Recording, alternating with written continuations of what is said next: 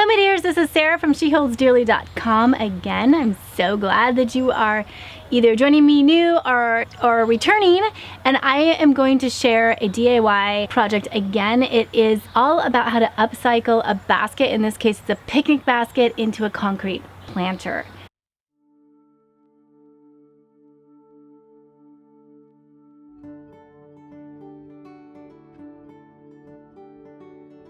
So I have a picnic basket that I've had, I don't know, 15 years or something. It's been just stuck in my garage. I don't like the color, it's too dark. It's still a beautiful basket. I'm probably gonna get some comments about me ruining the basket, and maybe you're right, but but sometimes you gotta push some buttons so that you can try to bring new life to an item that you have. And so that's what I'm trying to do here. Otherwise, I'm probably gonna end up giving it to Goodwill or something. And I do have lots of other picnic baskets. I regularly pick them up when I'm out thrifting. So this one's going to get a little makeover. I'm gonna see if I can't make it into one of those beautiful French-inspired concrete baskets, which I love seeing those as just a really unique piece in a garden or on a porch. Now this one, I didn't end up sealing it. I'm gonna keep it on my covered porch and it will be fine.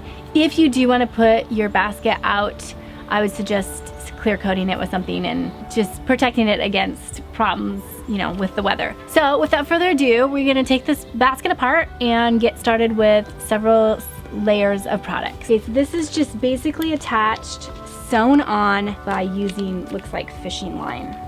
I'm just gonna clip it in a couple spots and this thing should come right off. Now, I may want to reinstall these chains so that the lid doesn't have to be leaning on something wherever I display it. Like if I put it on a table or something, I might want those, I still might want those little chains. All right, so the first thing you wanna do whenever you're turning something into something the faux concrete is you need to add more of a texture than probably what that item already has. So I like to use plaster of Paris, and it does have lye in it and it can burn your hands, so I wear a glove. So when you're using plaster of Paris, you just want to put your powder in and then your water. I'm not gonna use as much as I did on my pots because there is pretty good texture already. Just want a little bit of more of a concrete feel to it. So I put my powder in, then you add cold water until you get sort of a pancake batter consistency, which is maybe not helpful because I'm not very good at making pancakes, but here we go.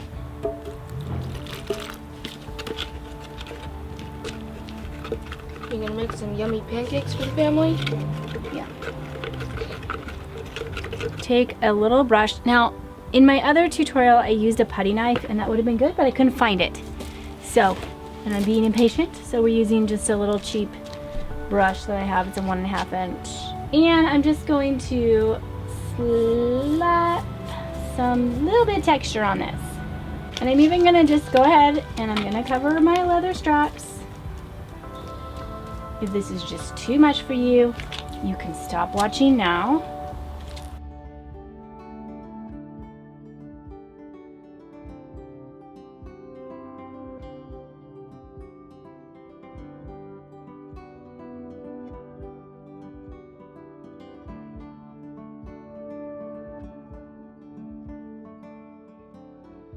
All right, we got the first step done. And this is what it looks like. It's horrifyingly ugly. Don't be afraid yet. But keep going. So the next thing I'm gonna do is I'm gonna paint the whole thing with a light gray. Now you can do whatever you want. I have a little paint sample. It's called Dovetail and it's by Folk Art. And I think you could find this at Walmart. But it's just a light gray. It's chalk paint. Okay, so I'm gonna give it a coat of that. I'm gonna let that dry.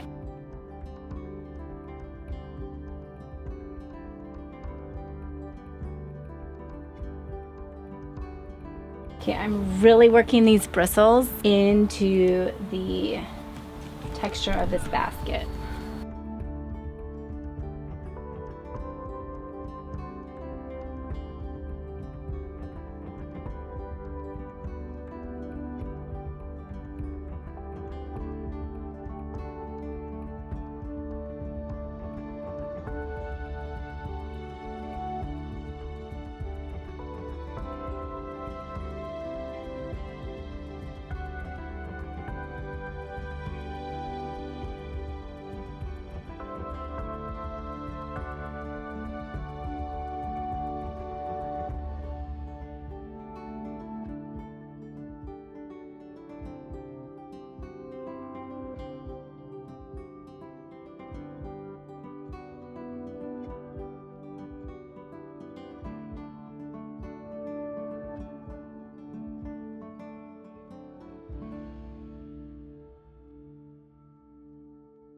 We switched the camera angle because it's raining.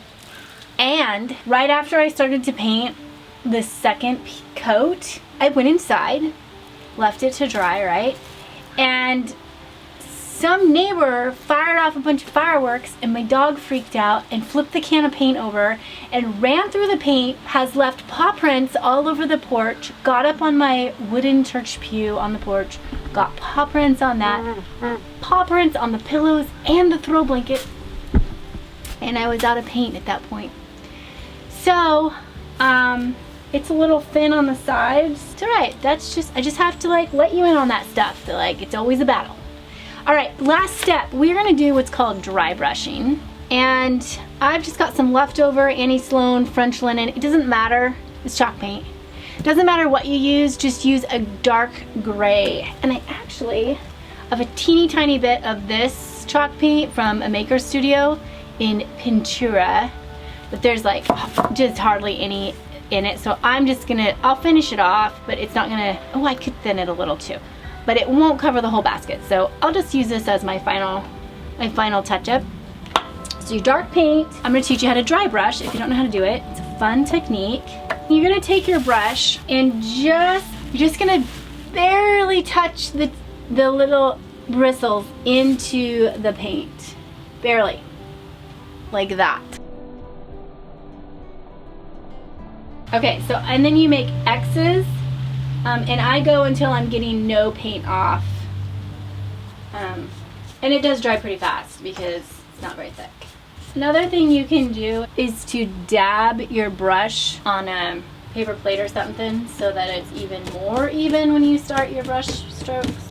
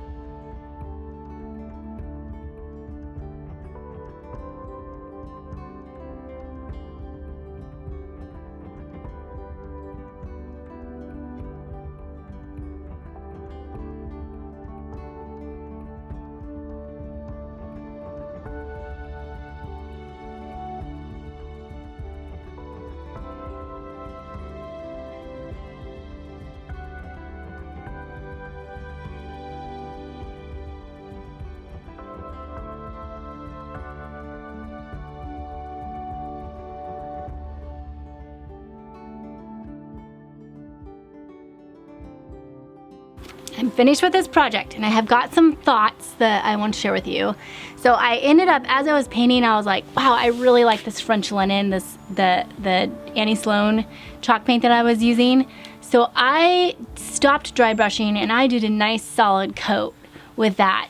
And then did do a tiny bit of touch up with that darker gray, but it had a lot of blue in it and I wasn't loving it. So I didn't do very much of that. Then I lined it with plastic, at a big plastic bag, and I just put that in there.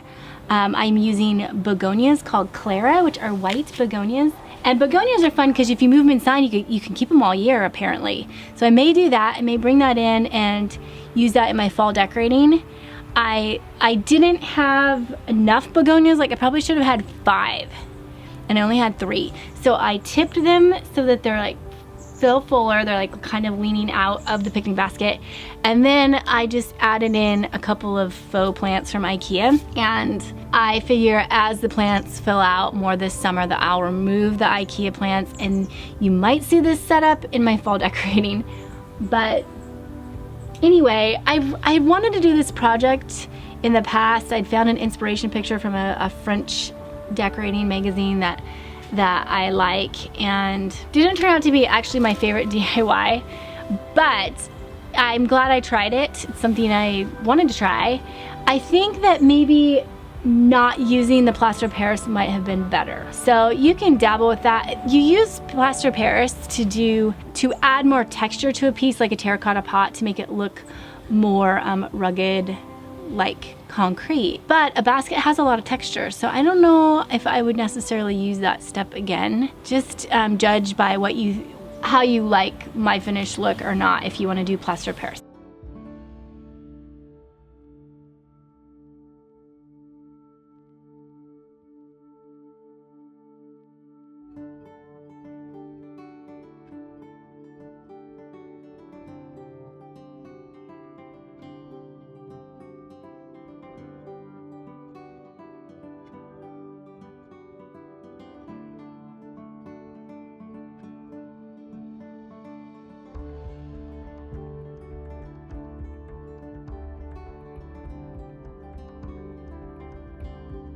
That being said, I'm still fascinated with the idea of trying to turn things into faux concrete looks.